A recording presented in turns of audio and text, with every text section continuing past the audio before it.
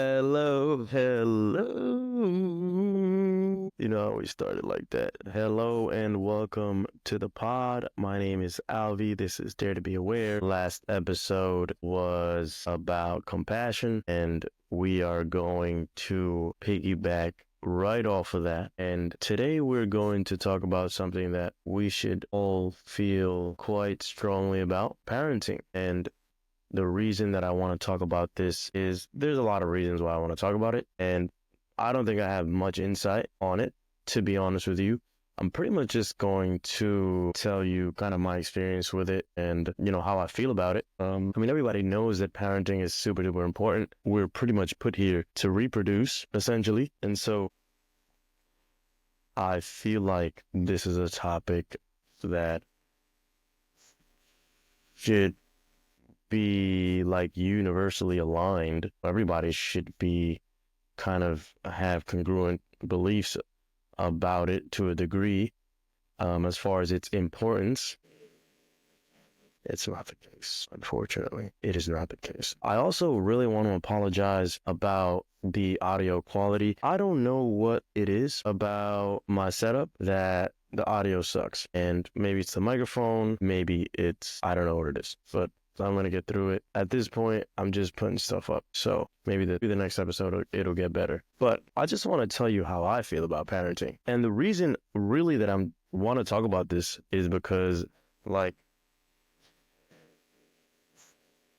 I'm a mama's boy. All right, I am. And the reason that I am a mama's boy is because I ain't grow up with a pops. And my mom was my pops and my mom's. And me and my mother are so similar. I can't help it, bro. Like, we can't help it. Granted, we all have a little bit of strife with our parents at some point. I have gone through a lot of strife with my parents. Not really my mother, because like I said, I'm a mama's boy, and that's my rock. Like, my mom at some point has my best friend, kind of, Not like best friend, but I can't tell her everything, but she definitely plays a humongous role in my life. Just like happiness wise. You know what I mean? Which I don't know how else to view. I don't know, like, I can't not put large of value and importance on the relationship that I have with my mother. I just can't, because she's always been, you know what I mean? I don't have an alternative. Like, that's my bitch. So, and the reason that I'm talking about that is because, I didn't grow up with a pops, like I said. My pops got locked up really early. I think I was about 9 months. And so I only really saw him through a glass. My sixth grade summer, I spent real time with him for the first time. He was in Dominican Republic. He ended up getting deported because he wasn't legal. And so I went over there. My mom sent me over there. She was like, go meet your pops. So I went over there and I just met my pops, dog. And we were so similar, so alike. We butted heads so hard, like, you wouldn't even believe. Like, literally, you wouldn't even believe it. So, I don't really have that love for a patriarch like I should. That was all transferred to my mom. And I have a little sister through my stepfather and my mother. And she, first of all, she's Gen Z, so she doesn't hold the same values as we do. Millennials, or obviously the world changes, so do they. So I can't really put this on her, but we don't have a great relationship. I'm gonna be frank. And I haven't spoken to her in a couple of months. And likewise with my mom, she hasn't spoken to my mom in a couple of months. And like, I don't understand it. Like, this reason why, I just don't understand it. I'm not gonna go into it, because it's just so stupid how something so small could lead you to, first of all, blocking me and not speaking to your mom for months. I don't comprehend it. It just doesn't register for me, okay? And so that's my thing, is that it just doesn't make any sense. Anyways, I just want to talk about how important parenting is, and I feel like there isn't enough. Maybe I live in a fucking bubble, but why do people not give a fuck about their children once they have them? Now, I know that people don't really not give a fuck about them, but they just don't prioritize them. I mean, every day we hear about, a baby getting found in a dumpster or something like that. And I'm just like, yo, bro, there is nothing that I look forward to more than having children. Nothing. There's literally nothing. As a matter of fact, I had a situation where I was talking to a chick and we really didn't match. We didn't. She ended up being with child. Couple of weeks after we had separated and agreed to just like dub it. And when I got that text, we got to talk. You know that we need to talk text? I already knew. Like, why is she texting me? I already know. And told me, and I was so happy. When I tell you that I was elated to have the opportunity to enter fatherhood. I was literally delirious. And at the time, which now that in retrospect is very irrational of me, I was so ready to just drop everything, like forego all of the discrepancies from me and her relationship and be like, I was like, yo, you're wifey. If you want to have this child, I will do it. I will have it with you and I will support you and I will be that person. Ended up it didn't happen. Obviously, I'm not a daddy, but I mean, not, you know what I'm saying? Hey, you know what I'm saying? You probably don't know what I'm saying. Okay. So I think it's really important, obviously. You know what I mean? Like there's nothing that I would do to burden my kid. Like there's nothing that I would not do to make sure that my kid is okay once he's born. Now, this is just me talking about my opinion on it. The fact is that coming from a Dominican household and living in Dominican Republic my freshman year of high school I lived there from May of my 8th grade year, or June, well, right when school ended, to like November. I was in DR, so I went to school in DR for it was December, maybe, I believe. Yeah, I came back in January. I was in school there for like 4 or 5 months. I noticed that, I noticed like the origins of the overprotectiveness, that parents have with their daughters more specifically. And so like, nowadays, parents are really overprotective still of their daughters, and a lot of the times it kind of fucks them up because once they're like released into the wild, this is when they have like mad babies and they're just like they become nymphos, and you know what I mean? Because they were so guarded when they were growing up. And sometimes it's warranted because some of these young girls got crazy, crazy bodies and like niggas are just perverts. And like, as a parent, I can only imagine how you would feel about, your daughter being out there and so I understand to a degree, but there needs to be a little bit more awareness as far as the development of young kids and women, young men, as far as parenting goes, so that they can unravel into like properly functioning humans, because sometimes it affects just like their social cues, social interactions, just it affects a lot. And I mention this because one of my cousins, my aunt, she raised him, and he was like, she didn't let him do anything growing up. Didn't let him do shit. And my family all lived in Orlando, Florida area, all around Florida, Orlando, Naples, Immokalee, like all areas of Florida. But in Orlando were my 3 cousins who were all around the same age. All the guys in my family are all around the same age. Now, my cousin who grew up with my aunt, who was super duper overprotective, she didn't let him do anything. She wouldn't even let him chill with our cousins. And I would go over there all this in the summertime, and we would all, eventually get together. But like sometimes she just wouldn't let him come through because, mind you, my other cousins are a little bit wild, and my other aunt, their mother, it was 3 brothers, and then me. And the 3 brothers and their mom, she would just let them do whatever the fuck they wanted, kind of. And was the exact opposite. He couldn't do anything. That's maybe why my mom wouldn't let him around my 3 other cousins, because they were kind of wild. And I get it. As a mom, whatever. I get it. It really fucked up, dude, because when he turned 18, forget it, bro.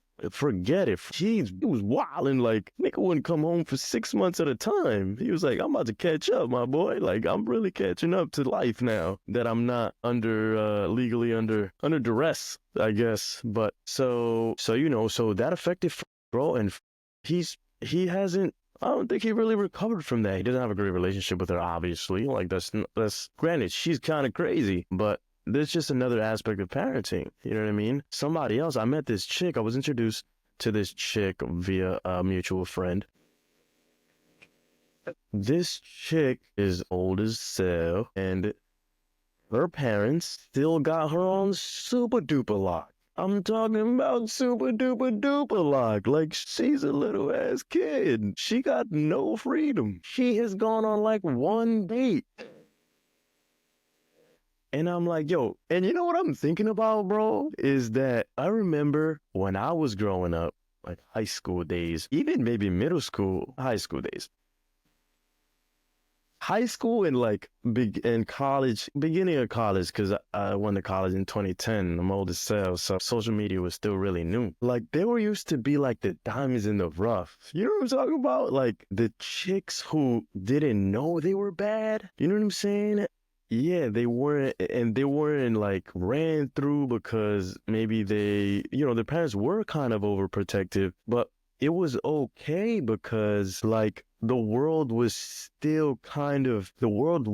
so connected. And so everybody was still kind of disconnected. And it was okay if you wasn't outside all the time because that's just how it was. Like, you know what I'm saying? And I just remember that I used to be like, damn, finding a chick that didn't even know she was super duper bad, but body used to be crazy, or like she used to just and so I'm thinking about that when I'm talking to you about this chick who, like, now at our grown age would have been a diamond in the rough.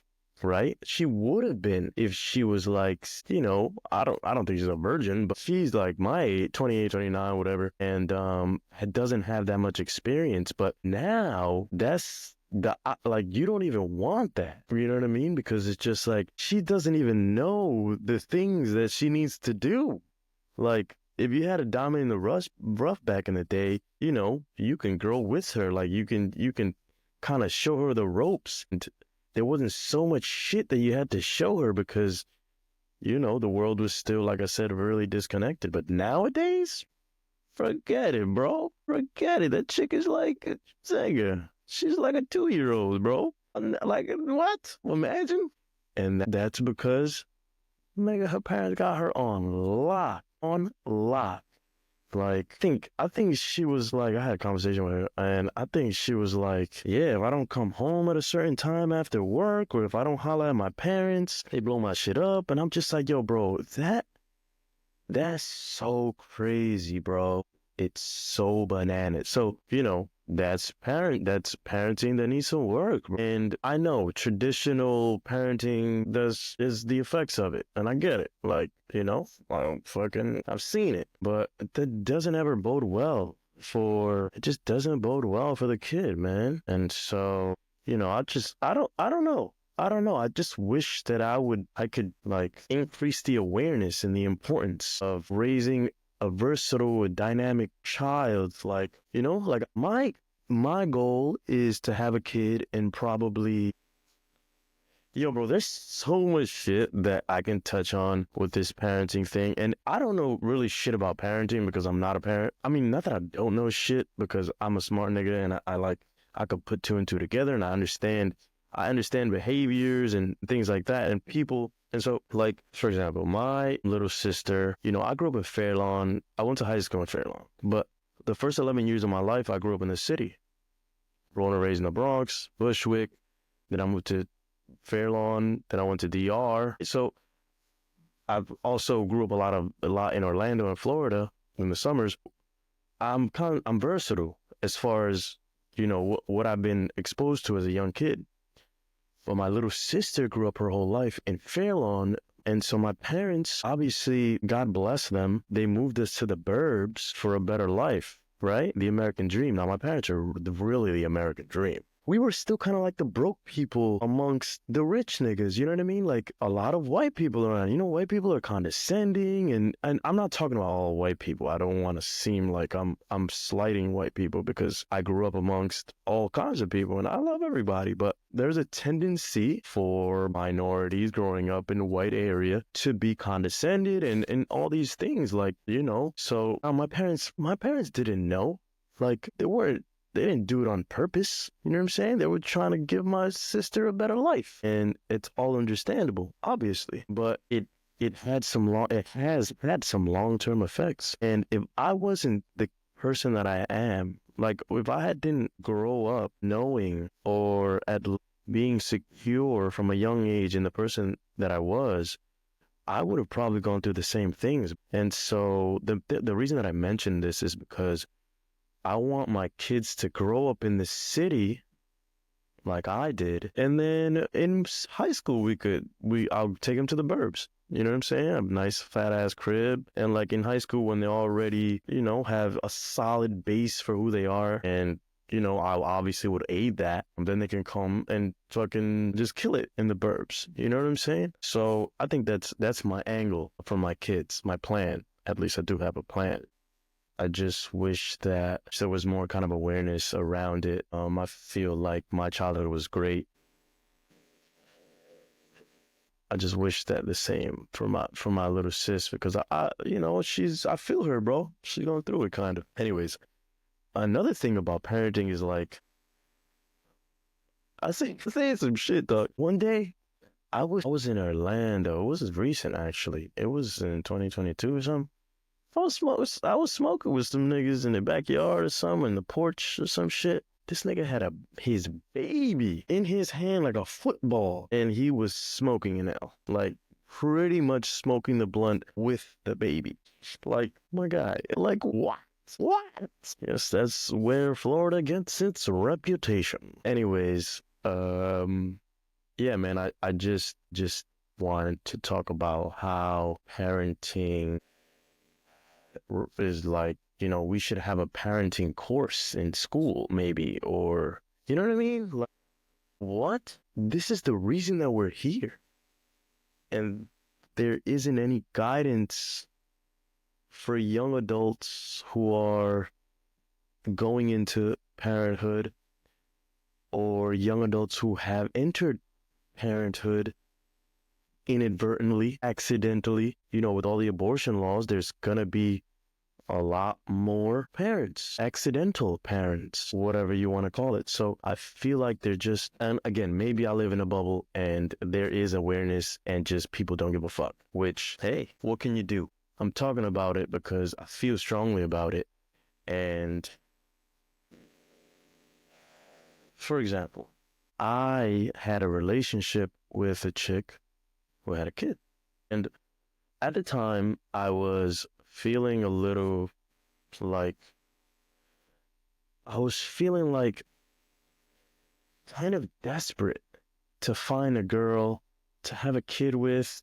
I really wanted a kid. I had baby fever crazy, crazy bad. Anyways, I was telling myself, giving myself like an excuse to be with someone with a kid. I was like, you're older. Maybe God is putting this in front of you because he's like, you late to the party, homie. So, you know what I'm saying? You know what I'm saying? I'm gonna hook you up with this starter kit that's, you feel me? Like you already halfway there. The kid was maybe like 8 or 9 or something. And so I was like, yeah, maybe I could be a stepdad. And then, you know, when I'm ready to have my kid, I'll have some practice and then da da da da. And I was just like kind of, you know, because I have some standards that, you know, obviously ideally I don't want to be a stepdad. I was just I was giving myself the pep talk. Like, yeah, you could do it. What the fuck the point of this was. The kid was bad as fuck. Yo, the kid was bad as hell, bro. And I just couldn't do it. I couldn't do it. I wanted to. Fucked with her, but I couldn't do it, bro. The kid was a menace. A menace. So, and, you know, it was like the whole statistic thing, like, nigga she was with had like a bunch of kids. Like, I don't really want to go into it because I'm just not trying to get texts later about dumb shit. So, but anyways, yeah, man, I just wish that that we really drilled that PP, which is the 5 Ps, which is proper planning prevents poor performance. And if you fail to plan, you plan to fail. I guess that's what Planned Parenthood is also trying to convey. Like, that's important, bro. That's just important, and we just don't. It's not ingrained in the culture enough. Whatever. Anyways, I think that's good on the rant about parenting. I hope that you like got something out of this. I agree with my view, my viewpoint. I have something that I want to read you guys. It is a poem I wrote a while back, and I was getting out of a little situation. This doesn't really tie into the parenthood thing, but it's just, I like this one. This is probably one of my favorite pieces that I've ever written. Everybody really likes this one too, and I think it's pretty elite. And I would love some feedback for this, if possible. You guys could give me some feedback, like maybe comment, DM the Instagram page Dare to Be Aware, or whatever, you know? My Instagram is BrainiacB, underscore BrainiacB, if you want to go check me out. I just reconnected it. I'm not really big on it, but anyways, it's called Truth Be Told. It goes, Truth be told, I hold back things I should unfold, repress things I should disclose. Visceral truths juxtaposed to acts of the uncouth. Lies compound lies as crude ties bound my insides. Unbeknownst, my opposition cries of tasteless lies that vilify a mind I keep alive. Keen knowledge of the boundless damage my words create. An insatiable lust my heart inflates. Overwhelming vices lead the race as the underwhelming side loses pace. The encounters of a loose face. Ensues the flimsy ideal that continues chase. Tears of dismay recognized by the same mind, kept alive through the same ties, brewed to keep fake sides afloat. Emotionally scathed, I hope this love eventually fades. Truth be told, it's just a phase. So that's a little piece I wrote, one of my favorite pieces that I've written. And yeah, I would like you to tell me what it meant to you, if anything, or just, I don't know, give me like a thumbs up or some shit. I don't know, how to interact or whatnot. Anyways, I think this is it for today's pod. We will see you on the next one. Thank you for coming. I guess I gotta say like, subscribe, comment, do all those good things. Follow us, Dare to Be Aware, everywhere. No, just Instagram and YouTube. So, again, thank you for checking in, and we'll see you on the next one. Peace.